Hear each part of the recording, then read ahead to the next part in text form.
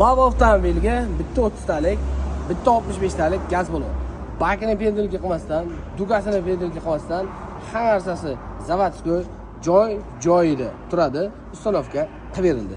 Xudo xolasa bitta zapravka bilan bemalol yuradi. 350 kilometrmi? Vallohi alam eng udobli joyini bir ko'rsatib o'tamiz.